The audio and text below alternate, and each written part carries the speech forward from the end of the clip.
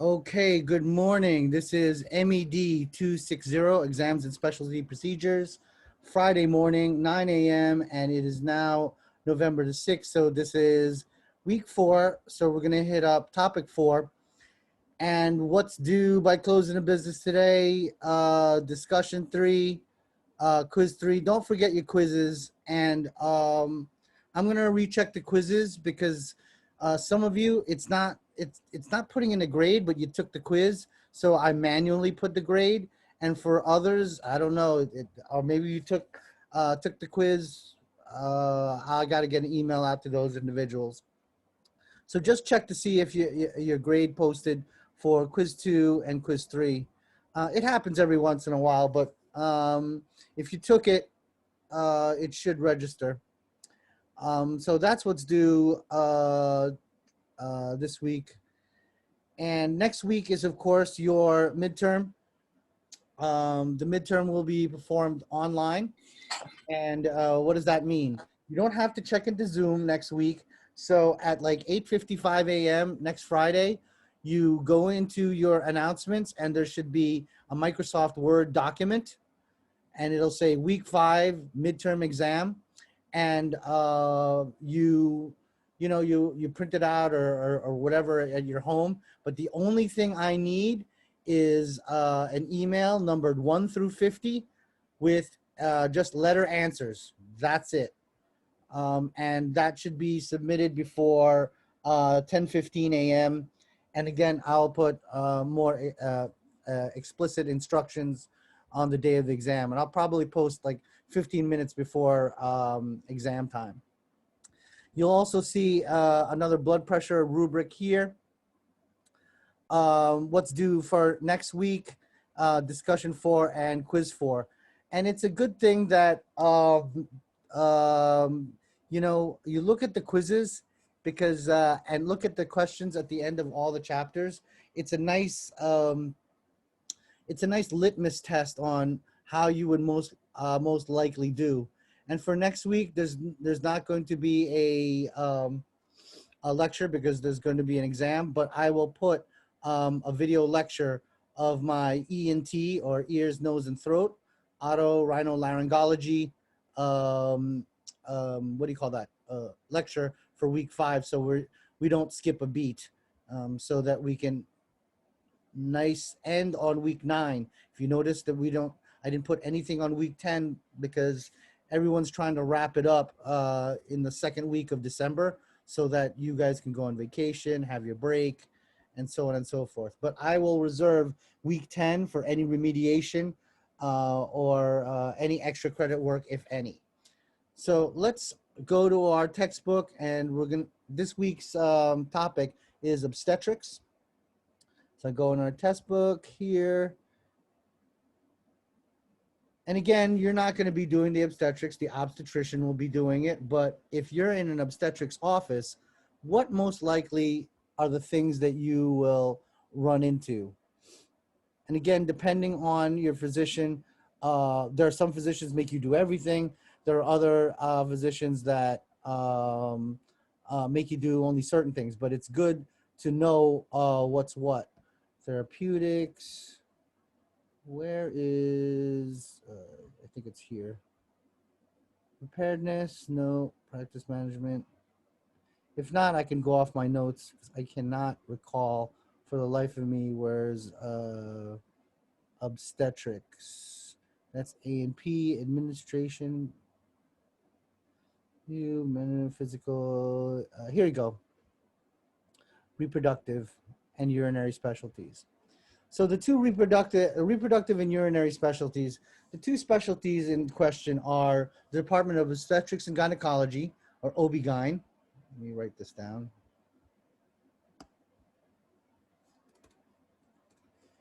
So OB-GYN, which is short for obstetrics and gynecology. When a physician graduates medical school and then does their 4 years of residency in OB-GYN, they are experts in obstetrics and gynecology. Gynecology, logi, study of women, or anything that's related to any female urinary tract issues or anything in the pelvic area regarding women. And obstetrics, of course, deals with childbirth. Now, urology, that can be both men and women. That has anything to do with the urinary system, including the kidneys to an extent. But if there's a kidney issue, that's the Department of Nephrology, if it's bad enough. And these urology and nephrology are subsets of internal medicine.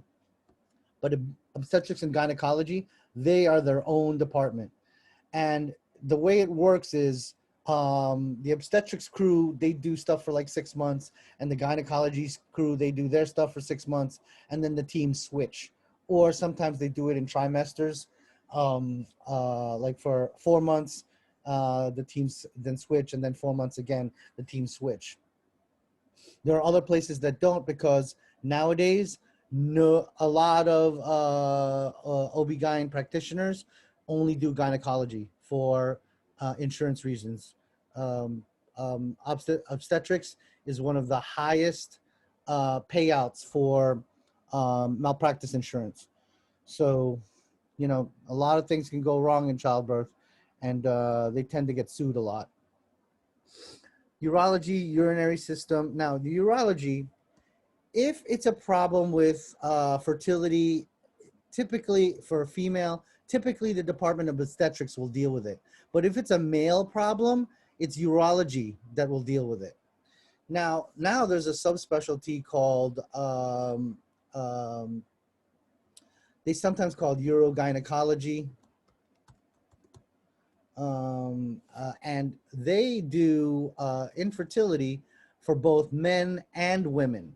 So if you're seeing a female practitioner for fertility, odds are they're a urogynecologist. That means they can do urology stuff for male and gynecology stuff for female. But typically the Department of Obstetrics deals with childbirth and anything related to childbirth. And this would be a lovely question, wouldn't it? A, B, C, D. And then I'll give you a situation. Which of the following person do they go to?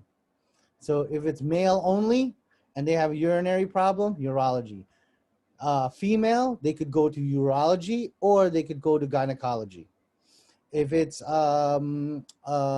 female problems with fertility, they can go to obstetrics, or they can go to urogynecologist. And if it's an outright kidney problem, whether it's male or female, they go to the Department of Nephrology. So this is a nice potential question. So those are the people in our neighborhood. And now let's go to the case. And remember, you're responsible for any case that we discuss.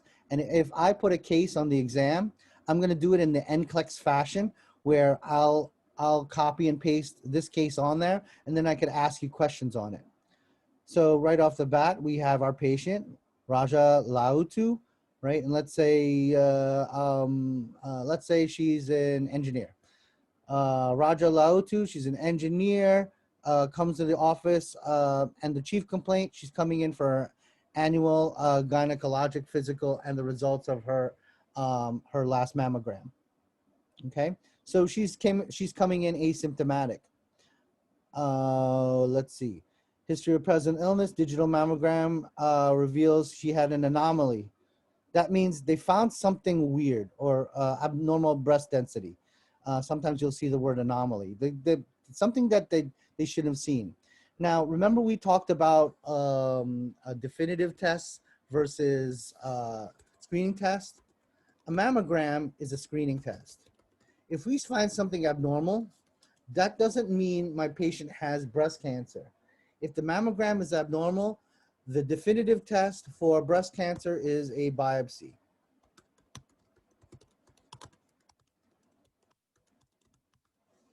Okay?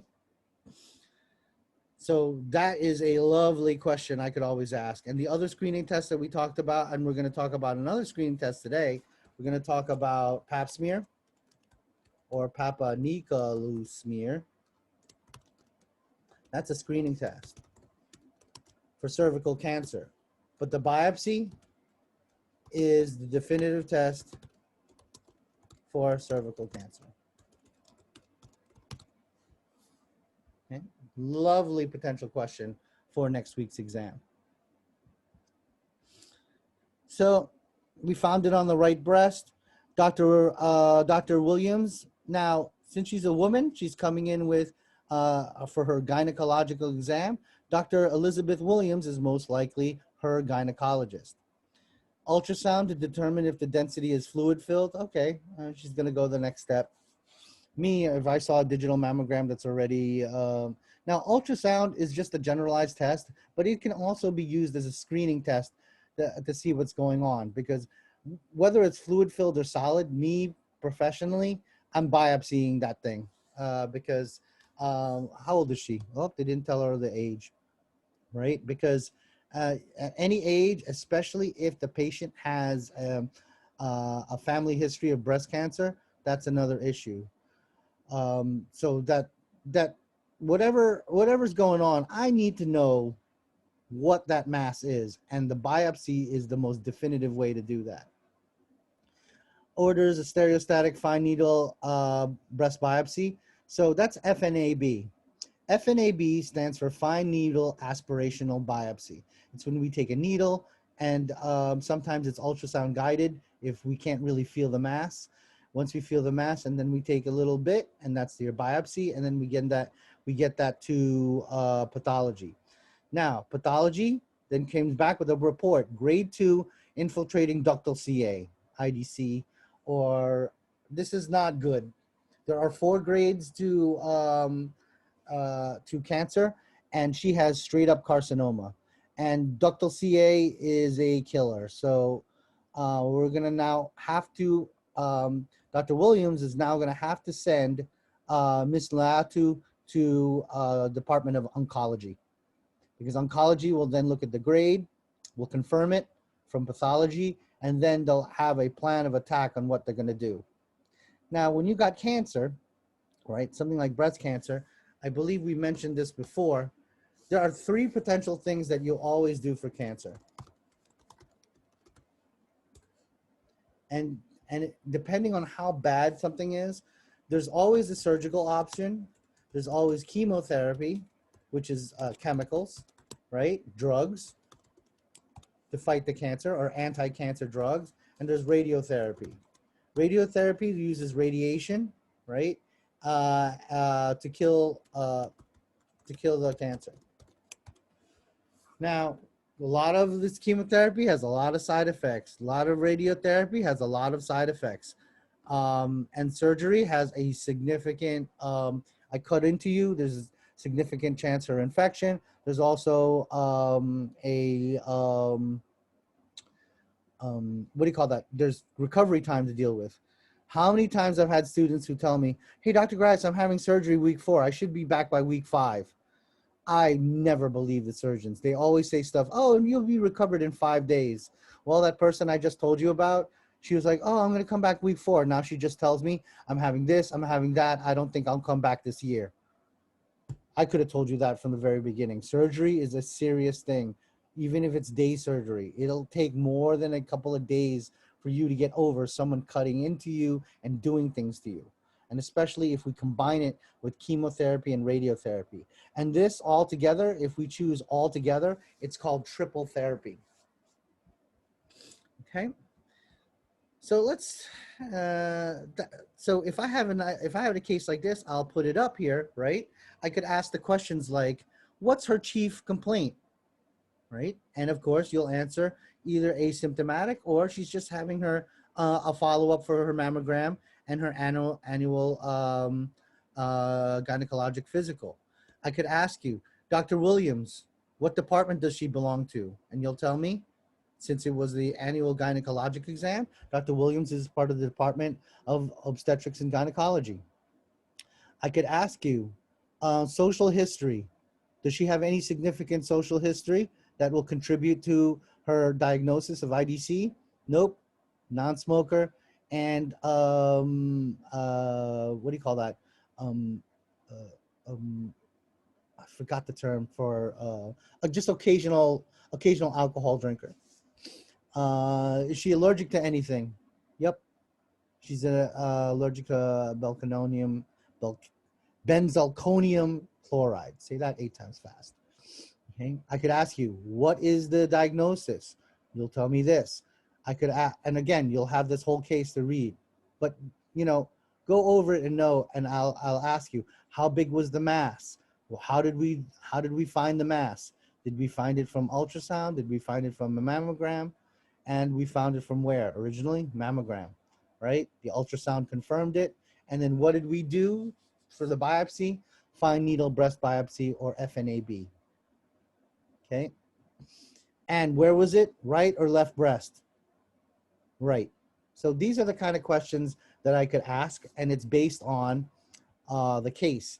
And that's the classic NCLEX question. They usually have some case or some clinical vignette, and followed up by 4 or 5 questions that that relate to the actual case. So know your cases. So what does gynecology look at? Well, one of the things that they look at is how regular or how irregular your menstrual cycle is. Now, one of the things that we record is your menarche, right? When did you begin menstruation, right? Typically anywhere from 10 to age 15, but nowadays the range is like ridiculous.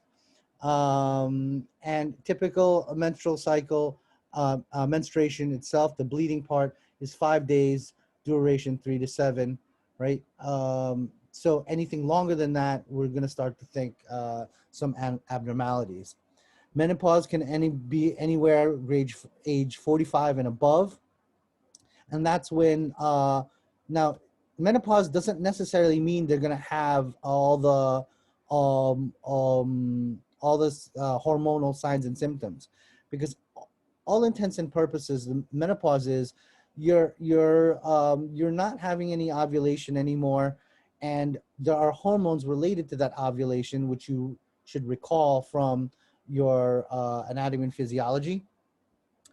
And during that time, since it's hormonal, there's going to be a whole bunch of hormonal signs and symptoms, including mood swings, other psychological stages, even early onset depression, early onset anxiety. This can also be brought if status post hysterectomy. Here's some things that we do. You don't have to memorize the age range, and they change from textbook to textbook anyway. But the one thing that we're always asking in our social history is the patient is sexually active. So we always do an STD screen, which include chlamydia and gonorrhea.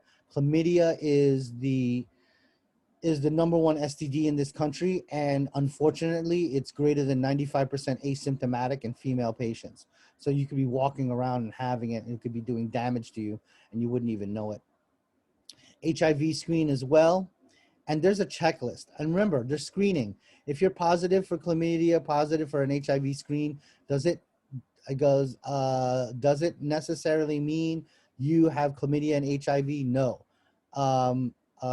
If you have chlamydia, we do for confirmatory, there is a antibody titer, and or if I see the bacteria in your urine upon the microscopic screening of your urine. HIV, there is a test called Western blot, and it takes up to a week. And HIV is a virus, so it takes a while for us to identify the virus. That's why I have major issues with the current COVID test. How in heaven's name can you get COVID results same day, when other things like even flu or HIV takes days? I have an issue with that. And I shared with the other classes, I just finished Harvard University's 4-day, not 4-day, 4-hour COVID updates. There were a whole bunch of doctors, not only me, asking, hey, what's in the test? Does anyone see if the test is even efficacious? What's the efficacy rate? Efficacy rate of a test is, let me write this down because this is part of your, what you should know about tests. Tests, efficacy means we test efficacy for drugs and tests. It goes, Does it do what it is supposed to do or test? Okay. So when we look at an efficacy rate, right, for a test or a drug, does it actually work? Does it test what it's supposed to do? And tests, this is what we're afraid of. Tests can either have false positives. That means it is giving me a positive result when patient is negative. It could give me a false negative. It'll give me a negative result when patient is positive. That's why, and again, in fear of me sounding like a conspiracy theorist, my family, every time we talk about COVID, they're like, oh, you're sounding like a kook, you're sounding like a quack. Yeah, then why can't I find these numbers? On any other test in the free world, I can find these numbers, except for the 2 COVID tests that we currently have. And PCR is a polymerase chain reaction. As a chemist, I know for a fact that takes days to do. I don't understand how quick they get that PCR test results to you so quick. So when we're looking at tests, we have to consider on how good a test is it efficacious? Does it test what it's supposed to test? And how many false positives and false negatives does the test typically have? And when we run a test and it's positive in the lab, we run it again just to make sure. Now, pelvic exam, which is, we put the, we're going to show you what that is, and cervical cytology, which is a pap smear, okay? Now, if you've had an abnormal pap smear, we suggest every year you look at your pap. And if you have an abnormal pap, we also have testing for human papillomavirus or HPV, because there are certain subtypes of HPV that correlate with cervical cancer, subtypes 16 and 18, I believe. And if you're positive for those and have an abnormal pap, the odds of you having cervical cancer are very, very strong. We look colorectal and diabetes screening. We do that always, and in every service, especially for colorectal, especially for male Caucasians greater than 35 years of age. We always do a digital rectal examination. Bone density. I do it even earlier. Bone density scan, or also known as a DEXA scan. I do that when even in mid 50s to late 50s, because I'm looking for osteoporosis. And of course, your pelvic exam, cervical exam, HPV. That's, again, that's ongoing in your yearly exam. So what kind of question could I ask from this part? I could ask, goes, your typical STD screen, does it have A, chlamydia, B, gonorrhea, C, both, D, neither? Both. When would we do a chlamydia, gonorrhea, or STD screen? When my patient is sexually active. HIV screen. Does HIV screening mean I have HIV? No, it doesn't. But if I fail my HIV screen and I take a Western blot, let me write that down. Western blot is the definitive test for HIV.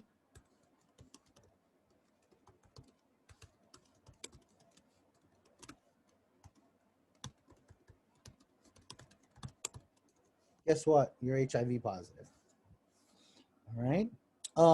And pelvic exam, cervical cytology. Cervical cytology is pap smear or Papaniculus smear. HPV, human papilloma virus. And you may hear me use the word titer. That means titer means amount or antibodies, amount of antibodies. Because if you have, whoa, what is with my GI today? Excuse me. If you have a virus in you, your body's going to want to fight it. So it's going to make a whole ton of antibodies. And if I pick up a whole ton of antibodies or a titer, that means my patient's HPV positive. Now, the titer for HIV is really, really low. What's the screening test for HIV? Usually, if I'm seeing a blood picture where you have anemia, especially your white blood cells, especially your T cells, your T lymphocytes, either your T helper or T cytotoxic cells, but typically your T helper cells. And if I see T helper cells, also known as your CD4 plus, I'm thinking what? Suspect HIV, and that's a failed screen. Because cancer could also give me T helper cells, leukemia. There's a whole bunch of things that could give me low T helper cells. But HIV has a predilection for CD4 plus cells, also known as your T helper cells. Alrighty. LMP, you'll always hear that a lot. When was your patient's last menstrual period? How long did it last? How many pads per day are your typical questions? Breast exam, your BSE, which is your breast self-examination. When the doctor does it, it's called your CVE, right? But every month, every woman in the free world should be doing their breast self-examination, even when you're young. Okay, let's see, before we move on here, let's go to this, how to perform a breast self-examination. You know, let's get a video because that's a little bit more.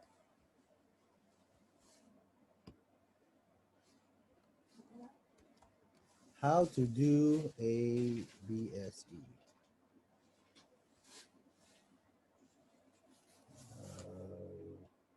Okay. Cancer Institute. This sounds like a good person to hit up. Hello and welcome to another episode of Cancer Education and Research Institute. In this video, I'm going to explain you how you can do a monthly breast self-examination in 3 simple steps. Why is a monthly breast self-examination so important? Because with a breast self-examination, you can actually detect breast cancer in an early stage when it's most curable. And trust me, I have seen and talked with so many breast cancer patients and breast cancer survivors who have detected their breast cancer with their breast self-examination. We actually do have a video in which we have interviewed a breast cancer survivor from Germany who has detected her breast cancer with her own breast self-examination. Before we get started, I would like you to do one thing. Please hit the subscribe button down here, and once you click the subscribe button, a little bell will appear, and once you click the bell, you will from now on notified when we publish our next cancer videos.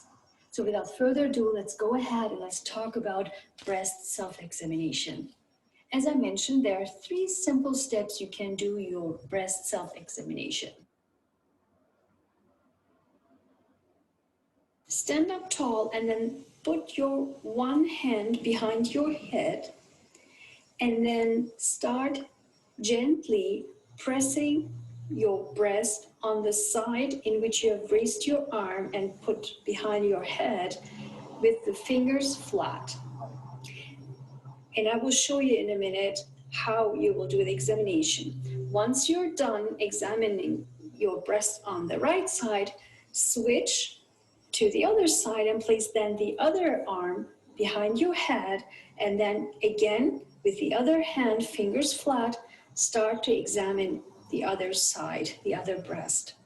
Again, I will show you in a minute how you will do the examination, but what you will looking for with this kind of examination is look for any kind of bumps or thickening. I would like you to stand in front of a mirror and then place your hands on your hips and then examine both of your breasts for changes in size, shape, and form. Do the same thing with hands raising up above your head, and then do the same thing Check your breasts, both of your breasts, for any kind of changes in shape, size, and form. Oh, I also forgot to mention, check for your skin, any skin changes, any dimpling, not necessarily bruising, like dents or dimpling, or there's this stuff called peau d'orange skin. It's French for orange peel skin. If you start seeing like little divots in certain areas of your breast, that's something to also look for. And remember your anatomy and physiology.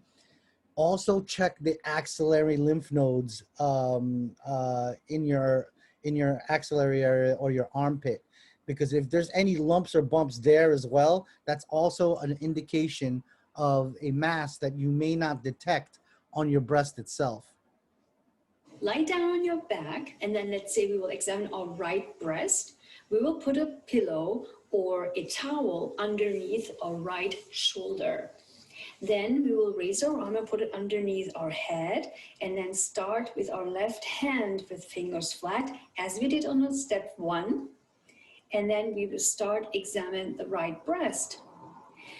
We will do the exact same thing on the left breast. How we will do that? We switch the pillow or the towel and put it underneath our left shoulder. Then we will raise our left arm and put it underneath our head. And then with our right hand, fingers flat, we will examine, as we did on step 1, our breast. Okay, so you could see there are 3 steps, and you do it standing, then you do it in a mirror, and then you do it lying down, and you do one side at a time. And you also start at the nipple and areola area, and then you work your way concentrically and systematically on the way out, right? All the way, and don't forget your axillary area. Now, some of the things that you're going to be looking for are things like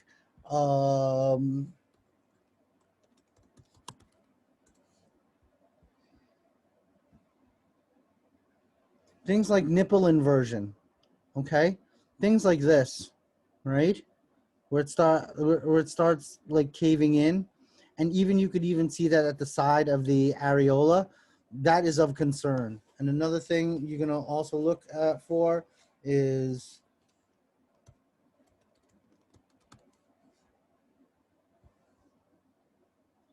this is peau d'orange skin. You see how it looks like a skin of an orange? You see these dimpling? Now this is really bad. But if you see it only on like one little area like this, right? And you could see, because that's something of concern when you're inspecting, and you inspect every month, because the big thing about breast cancer is breast cancer 20 years ago used to be a major killer. Nowadays, it gets diagnosed left and right very early. Same thing with cervical CA or cervical cancer. Because of mammograms, regular mammograms, and regular pap smears, um, uh, um, hundreds of thousands, if not maybe, yeah, hundreds of thousands, that's a good estimate. Hundreds of thousands of women aren't dying from these things. But back in the 60s, 70s, left and right. And we didn't even know really about HPV in the 70s. And so now we do. So your breast self-examination, it's pretty important. Next thing, another thing that we do in the, I don't know why they put domestic violence in here, but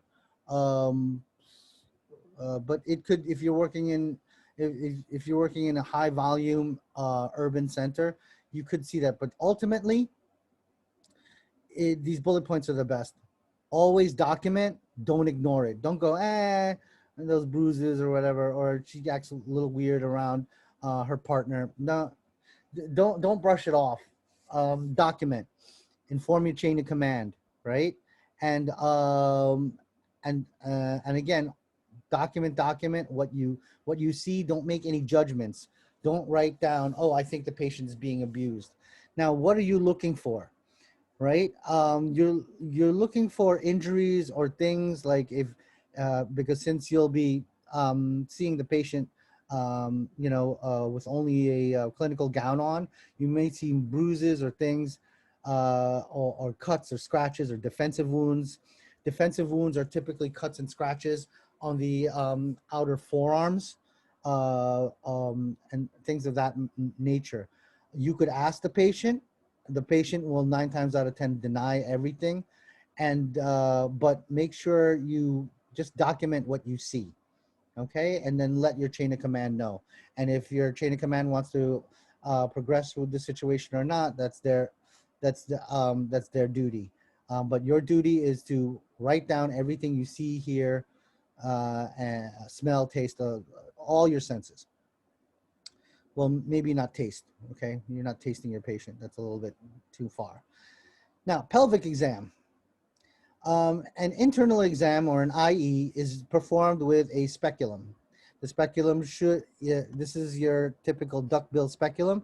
This one looks like a plastic one. The plastic ones there are different sizes, like there are different sizes for women. And your obstetrician gynecologist should know how to measure up. And they'll tell you, hey, get me a number this or a number that. Pay attention to those orders because it's dependent on the size. A typical speculum is inserted, and many people like the plastic ones because they're disposable. They come sterile. It's quick, and unlike the metal ones have to be sterilized and they're cold. If you're using a metal one, I like running it through some warm water so that it doesn't shock my patient. A typical speculum is inserted at the where this handle is, usually at the 9 o'clock. And then once it's inserted at the 9 o'clock, we slowly and gently turn it to the 6 o'clock, and then slowly open up the speculum. And then there's a little lock here so that we could do the pap smear. And you could see that, especially the plastic ones, it can visualize the vaginal canal and definitely visualize the uterus. And let's see if we could see a better picture of here. You could see the uterus here has a little opening. That's called the os. We need to get samples from this inside part, which is the internal os, this outside part here, which is the external os, and of course, little bits, a sample from the vaginal canal itself. Those are the 3 areas of concern where cervical cancer or abnormal cells can lie for the screening and diagnosis of cervical cancer.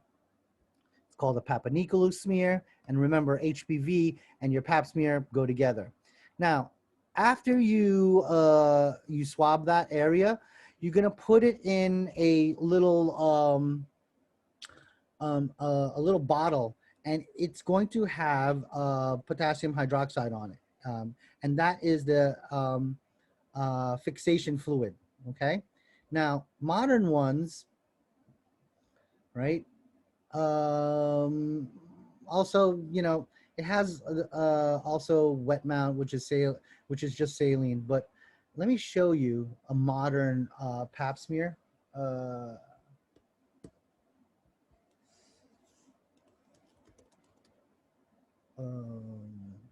What's it called? The stick itself. Here you go. Applicator or so if you look at, these are, I don't like using those, so painful to our patient. But if you look at these ones,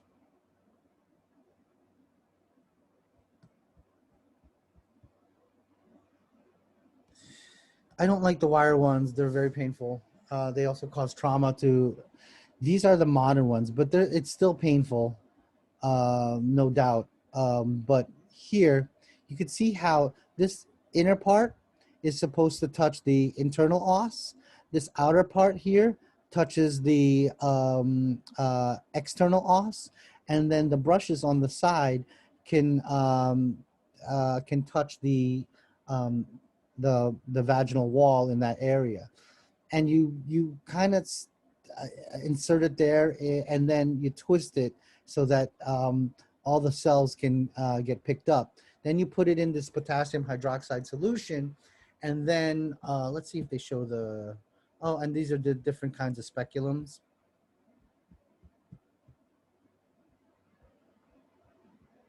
And this is what we're looking for. We're looking for these cells, these abnormal cells, okay? So you can either have a normal or unclear, we're not quite sure, or you can even have some abnormal cells. But if we see anything, we always do a repeat. And then once we do a repeat and we see it again, right? Again, definition of false positive, false negative, right? Then we have to do a biopsy. And of course, we're also doing an HPV titer, okay? Let me show you the bottle. So this thing here, it's like a twist off top. It goes inside this bottle and then you break it off. Let's see if, here it is. You could put this in this specimen bottle here as well. Let's see if we could have a video on how to do a pap smear, so we could show you all the material and the parts. And I believe I have a video or a similar video in your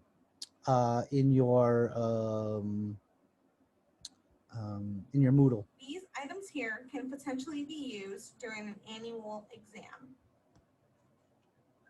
First and foremost, you want to make sure that the patient did verify that their name is. Oh yeah, always identify your patient. You don't want to be the person who set up a pap and have this poor woman on stirrups when she didn't need to be. Correct, along with their date of birth.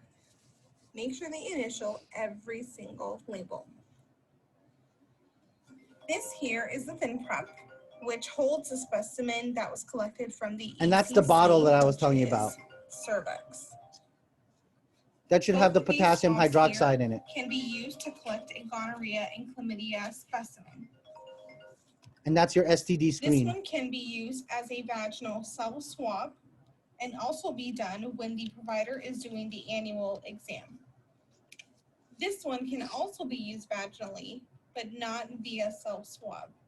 It can, however, collect the rectal and the throat gonorrhea chlamydia swab. Oh my God. All right, so let's go back. What are the things that we see here? Let's go back to the thing. Now that they broke character. Okay, so you have your STD screen here, and this is the bottle that it has, and then you have these applicator sticks. This is an old one, but let's say it was that one that we talked about. Nowadays, because you could put it in there, and the rest of the stick breaks off, and then it goes inside this bottle. Of course, you need to have your KY. Now, you can have this whole bottle here, but typically they come in these little like they're like ketchup packets, and you should have them there. And the one thing that's missing here is the gloves for the doctor. So when you're setting it up, make sure you identify the proper patient. So instead of this, if you're not in a hospital setting, you should have a chart there with the orders. This is your screen. Now, when you do the screen, let's say we have the speculum already in, right? You swab that area, and then you, of course, with a gloved hand, you break this off, and then it goes inside the tube. And these kits come with instructions. There's variations on a theme for a whole bunch of them, and I have no idea what this is. But these are your probes, and these typically come sterile. So I don't know why they laid them out on this Mayo tray. This thing isn't sterile, this white thing, but I typically, like if they're still in their packet, I still open it up and leave it in the packet because the packet's sterile. So that's just a little quick overview. I have a better video than that one, and it's inside your it's in your Moodle, I believe. So know what you need for your cervical specimen. Here are some instructions and guidelines. If you know, one thing that you're always doing is you're always calling to confirm patients at least 24 hours prior to their appointment. And when you do that, you gotta there's protocols on, you have to tell your patient certain things or ask them of certain things. And here is a quick guideline for either any cervical specimen collection, whether it be pap smear or whether it be an STD screen. And remember, nowadays doctors like doing the STD screen via blood because it's easier and quicker. So you ask them these questions and make sure the label, and make sure if you're using glass slide, make sure the glass slide and all that. But nowadays we don't use these glass slides as much. We use that kit that I showed you with the bottle. That's now where's the thing that makes me go to my next page? There it is. Okay. Now obstetrics. Big thing about obstetrics is prenatal care. Why is prenatal care so important? Because statistics and data tell us that that mommy who goes to regular prenatal care has a significant decrease of any complications the day of confinement. The day of confinement is the day baby gets to be free. It's the date of birth. So you might see something called EDC, which is the estimated date of confinement. And that's Nagelli's rule. And I have a video or a link on how to do Nagelli's rule. And it's based on your patient's last menstrual period. And we can go over that if we have some time. But prenatal care is really, really big in obstetrics because we can see things and prevent things way before 9 months, 40 weeks age of gestation, okay? So typically it's 9 months, it's 40 weeks. It can go as early as 38 and as late as 42. Goes any greater than 42 weeks age of gestation, that means it is a post-term baby. There is a very, very large danger for gestational diabetes and also poor delivery after 42 weeks. Okay. What are some of the things that we're looking for? Ectopic pregnancies. Because any place where the pregnancy isn't growing in the anterior portion of the uterus, the upper anterior portion of the uterus is an ectopic pregnancy. Ectopic pregnancies will not go to term. Ectopic pregnancies are very, very dangerous for severe bleeding. Okay. And also damage to the female anatomy as well. Another thing we're looking for is a lot of blood clots, DVT or deep venous thrombosis. It is also the reason, and also hypertension and diabetes. These three things can lead to very, very poor wound healing and very, very poor delivery.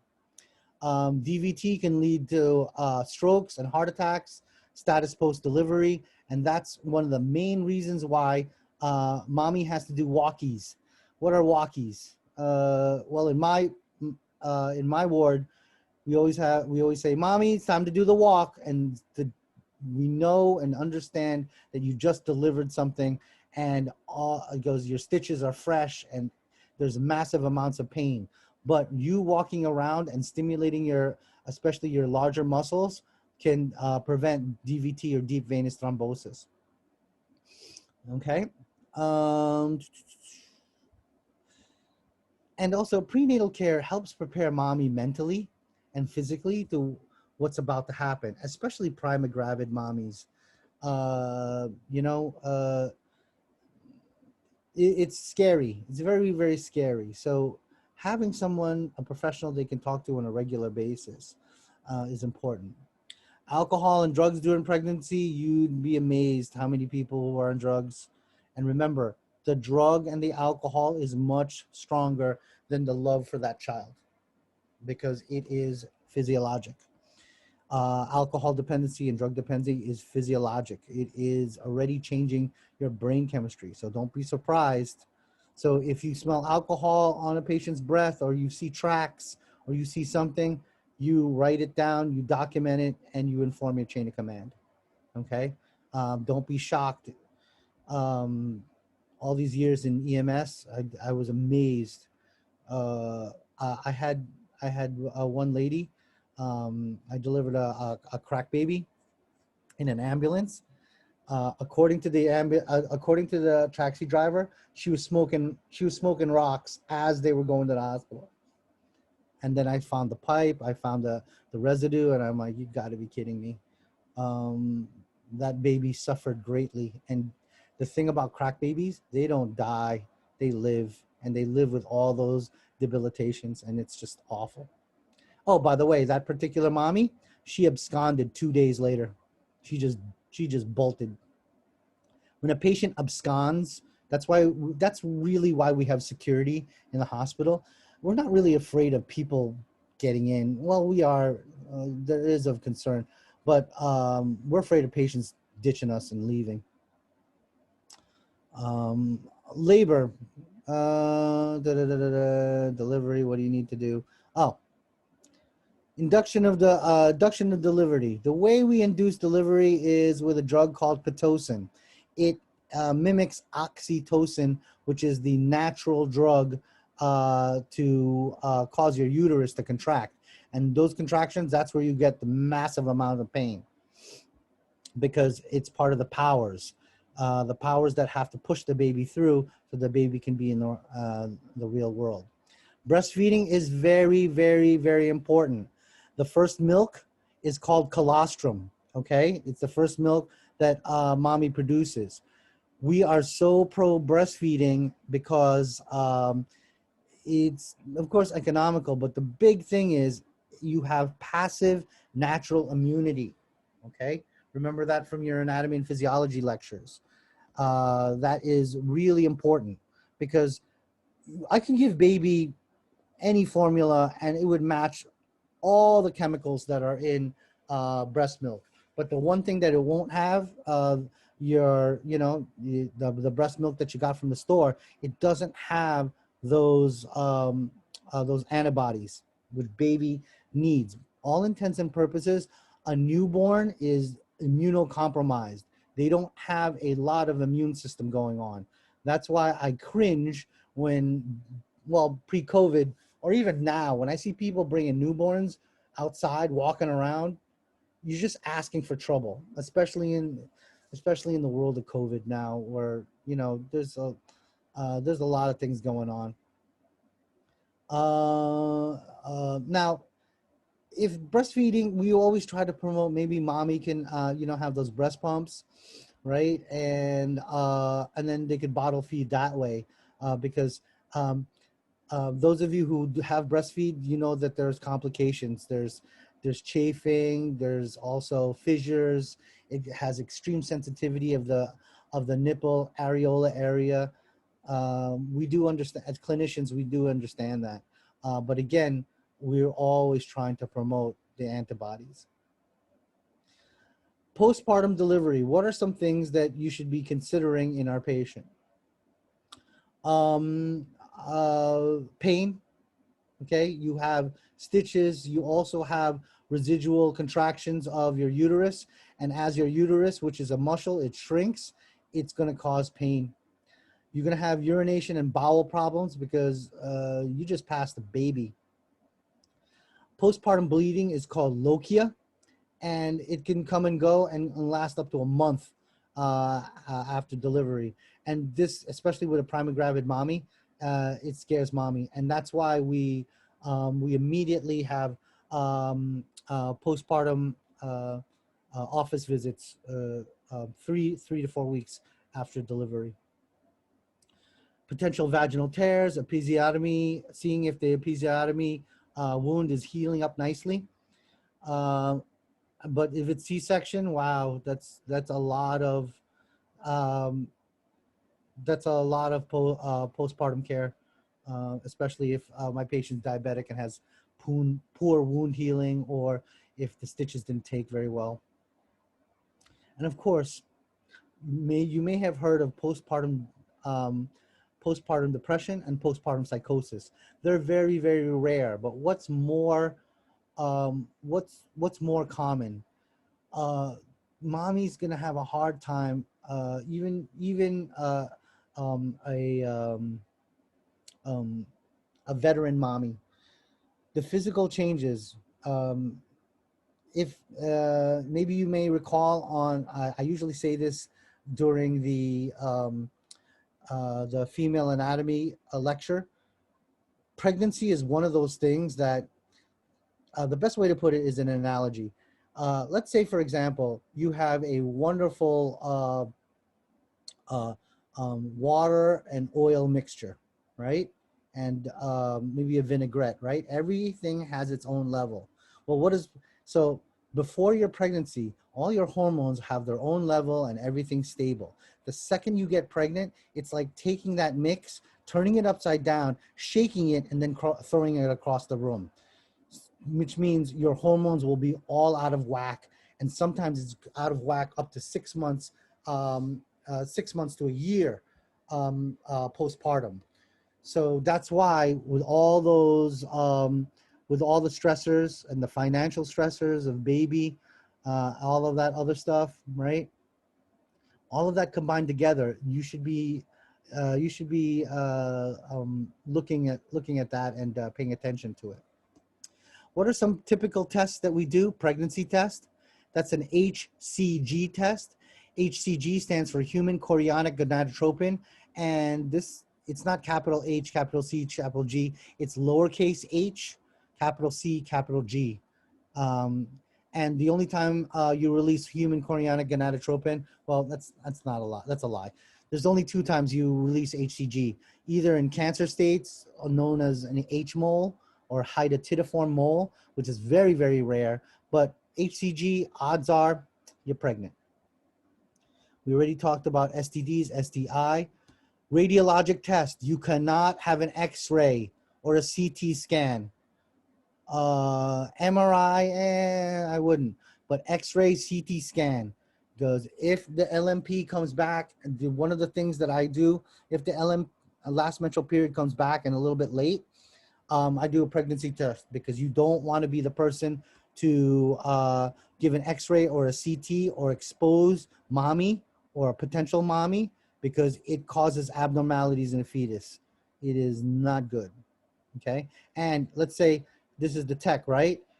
She may be potentially pregnant. Guess what? Why is she not wearing her shield? Me, there's this big lead shield and this big mask thing that you wear. Because when I'm with the tech, if I have to be in the room, I wear it all, because I am not going to get cancer. Because X-rays cause mutations in DNA. But ultrasound is very, very safe for mommy. Not X-ray, not CT scan. And MRI, not suggested unless we really need to. Hysterosalpingography, that is X-ray exam of fallopian tubes that utilizes contrast medium. And we typically use a dye that's similar to barium. Now this is a mammogram. This is an X-ray machine, and I don't know why she's smiling. It's not fun. She's not smiling. It essentially puts your breast tissue in a vise. There's these 2 lucite blocks that are very cold, and they squeeze your breast tissue in this vise, which the arm is obscuring here. But that's how we go see it. But remember, the mammography is a screening. If I see an abnormal mammogram, it doesn't necessarily mean my patient has breast cancer, but it's something that we should look at. Fetal screening, we do that before baby is born. We look for things like Down syndrome, spina bifida, which is a neurologic disorder, right? We're looking for the other the other non-disjunction X chromosome syndromes like Angel's, Downs, they all go together.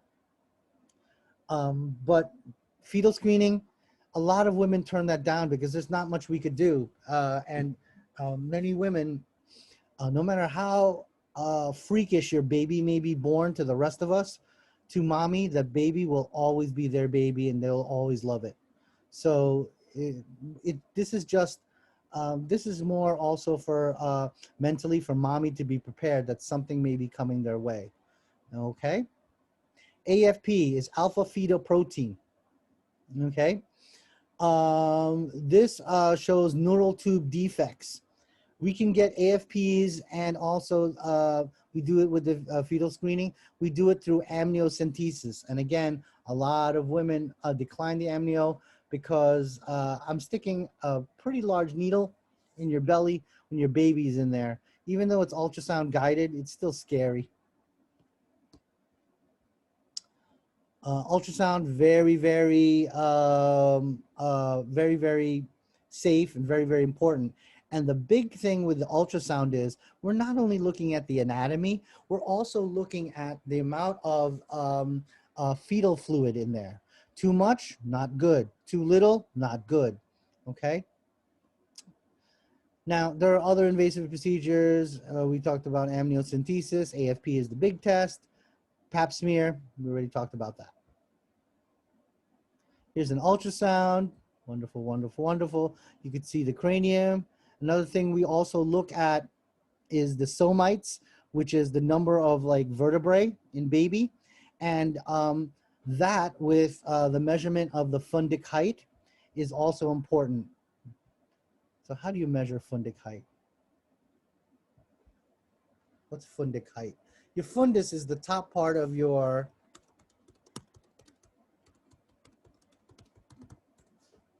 uterus.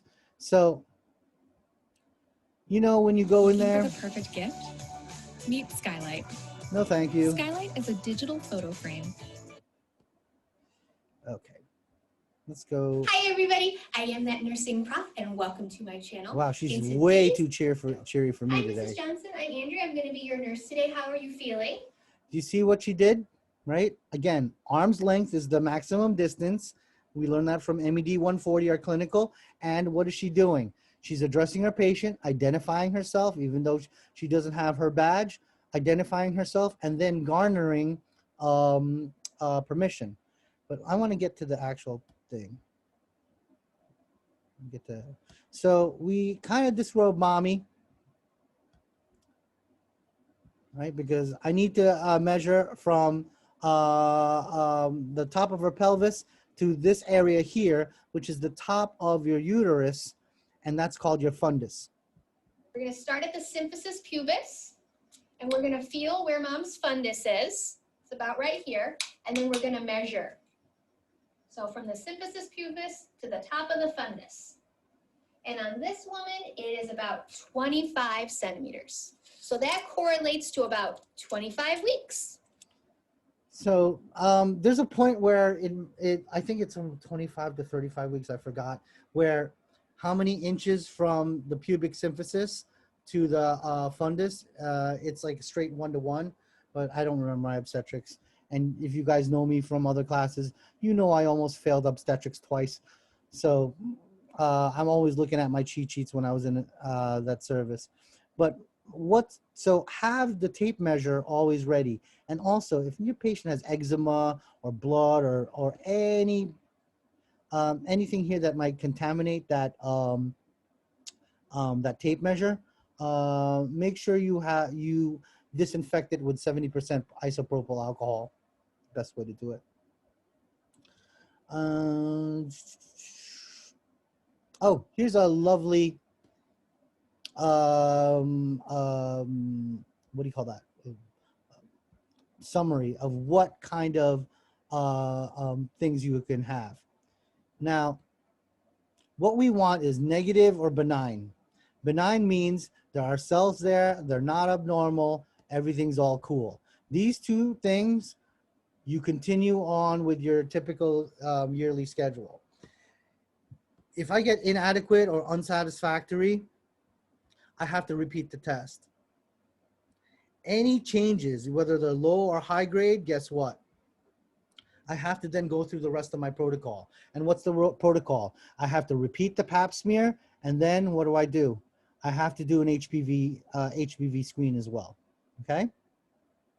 Or if I see SCC or squamous cells, guess what? We have to do a biopsy and we have to move forward very, very quickly. Okay, and remember, biopsy is the definitive for all cancers, for breast and cervical. A colposcope is, we already saw the speculum, but there are many times that, especially with cervical CA, I want something that can like magnify what I'm looking at, or if I'm looking at polyps, I want to be able to magnify what I'm looking at. And let's see if they have, and here's an old school colposcope. The new ones now have video feed and all that. So you could see here where it's looking into colpo is the vaginal canal, and it can record now, and then it can also magnify as well. This is also what we utilize for if we're taking biopsies, because we need to look, I need to see what I'm biopsying. Um, um, we actually paint the potential area with providine iodine, and then you could tell the areas of discoloration, and those are the areas we take the biopsy. Another slang term for biopsy is a bite, B-I-T-E, and that's actually what we're doing. We're taking like a little bite, a little sample. What's DNC? DNC is dilatation and curettage. Let's see if we can see a picture of that.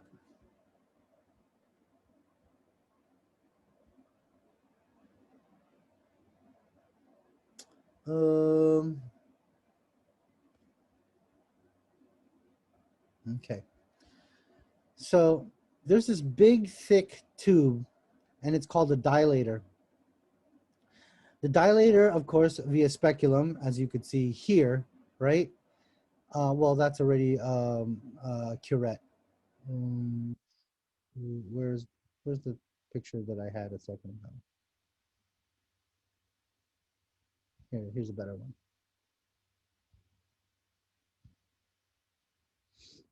Of course, I have the speculum. I have my patient. Of course, my patient is draped. Okay. Another thing that I failed to mention, that there's going to be a lamp here, a goose neck lamp with a nice focused beam of light in this area. So what am I doing? There's this thick tube, and it's called the dilator. It goes in there, and then it opens up the cervix, which you see here. Once the cervix is opened up, I have this bladed spoon. So the edge of this spoon is bladed, and it's very, very sharp. And this spoon is called a curette, and this is a DNC. So let's say, for example, my patient is having abnormal bleeding, and I need to take a biopsy sample of the endometrial tissue here of my uterus. Then we perform a DNC, right? And then I irrigate this with saline, and then I suction out, and then get what I need, my sample. Now, this is also how you do abortions, okay? Because if there is fetal products here, right, that this is also known, DNC then turns into a TOP, termination of pregnancy. And that's what this is. And I told you guys a story in medical school. I wasn't doing so hot in obstetrics. So of course, when they asked me, oh, you're gonna do a TOP on these patients? I didn't know you could say no. So I'm like, yeah, sure. So I did like 14 of them in a row. And you know, I'm Catholic, but I'm not really super Catholic. I felt really bad about it. Years later, I found out that my entire team said no. I was the only one who did it, and that's why I did so many of them. And I felt sick because I should have, as a student, I should have knew my rights, that, you know, that I should have just did it in the simulator. But it saved my, my obstetrics grade in obstetrics too. And if ever I need to do DNCs, I'm really good at them apparently. Right. So, and when we do a DNC, right, Again, it's for biopsy purposes, or in the case of an abortion, it's a TOP. Another way we also do abortions is that you remember I said I can suction out all that material. We use a vacuum. Uh, uh, After we do our scraping with our curette, we vacuum out all the products, and that's what they call it. They call it products. I'm not making that up. Laparoscopy, laparoscope. Let's look what that is, or maybe there's a picture. This is what I find annoying about this textbook. They don't put the pictures on the same thing. And I'm not going to talk about loop. Don't need to know about that. Let's look at what a laparoscopy. Laparoscopies are neat because back in the day, like 20, 30 years ago, I'd have to cut you open big time and go to surgery. But nowadays, all I have to do to see your insides is put 3 holes in you. One hole, right? One hole to view, another hole to put in air or saline, and another hole to do business. So it looks like this. Oh, this one has more than one. So we can do surgery here. So this is where, and you can see here, we could do biopsies, we could suture, and this is to provide either air or water, and this is your drainage. It's really neat. Look at that. So that you only have 3 or 4 holes to heal up instead of getting cut wide open and having to deal with this huge gap in your stomach where your stomach used to be. Laparoscopy is neat. And the gas that we pump you with is carbon dioxide. Cryosurgery, nice to know. Urology. Of course, urine test, blood test, semen analysis. That's always fun. And in semen analysis, the 2 things that you need to know about, which is a beautiful both A and B question, is we're looking at not only the number, but how well is the motility, meaning how well do they swim? And we look at that subjectively on a microscope. So those are the 2 things when we do a semen sample, is what they're looking at regarding not only the raw number, but how well is the motility, or how well the little guy's swimming. What else? Testicular biopsy. And there was a picture of someone doing a testicular self-examination. Same thing for men as for women.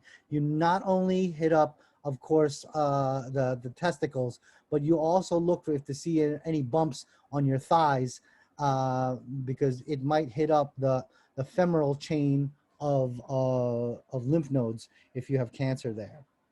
Don't need to know the diseases and disorders. That's for your, what do you call that? And that's it. That's all we have for, okay, usual suspects. Nice to see. I don't know where the rest of y'all are, but yeah, good luck.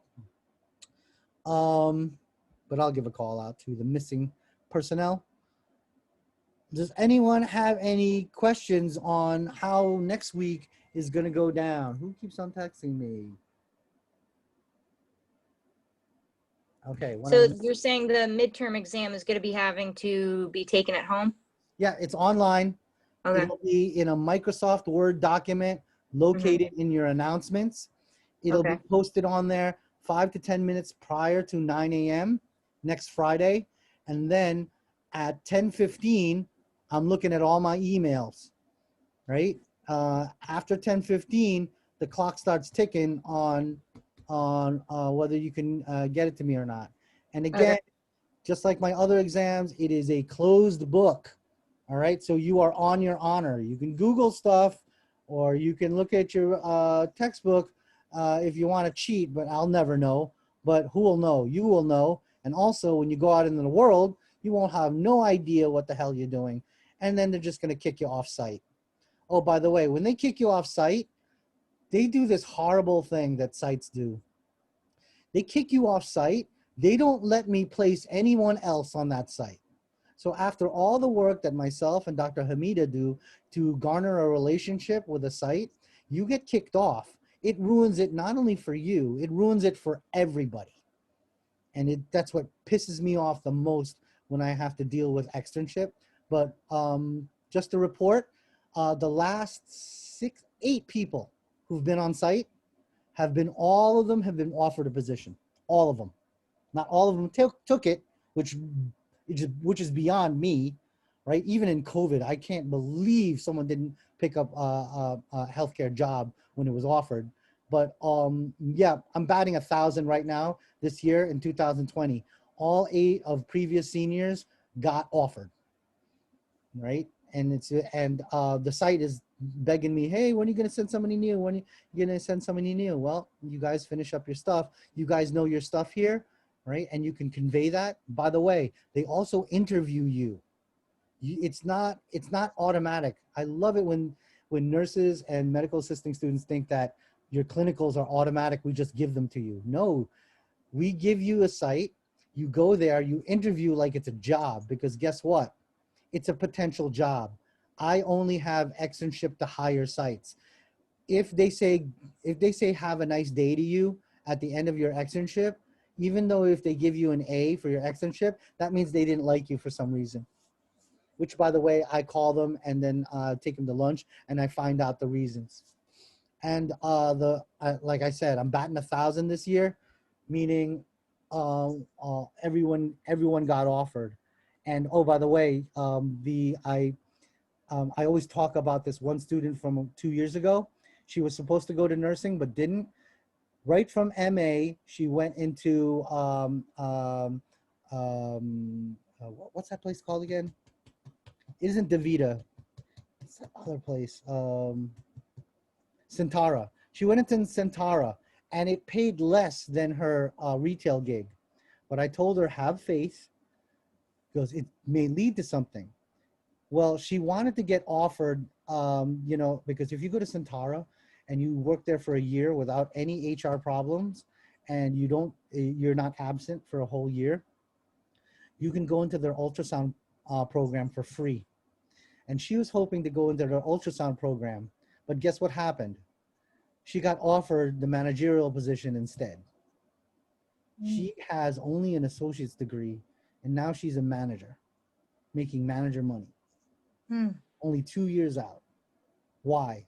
Worked harder than her neighbor. Oh, by the way, this particular student is not an A student. B+ student. She's pretty good. Oh, by the way, she has deferred her exam 3 times already. She still hasn't taken her MA exam.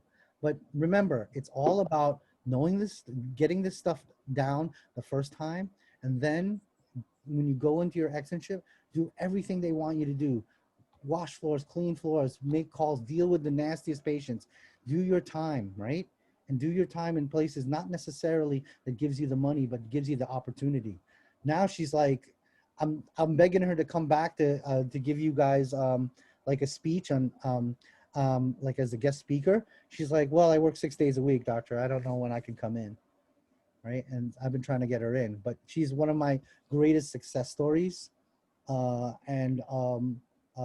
have another one who also became a manager just because she used to be a manager at Subway. They made her from medical assisting to management because she has managerial experience. So she knows the job and managerial experience. So when you guys start setting up your resumes, come see Career Services. If you're Alexandria campus, come see me. I used to be Career Services many moons ago. I am a master at taking your retail experience, your food services experience, and showing your employer how that translates to a medical world. Because when you think about it, retail and whatnot, don't we deal with money?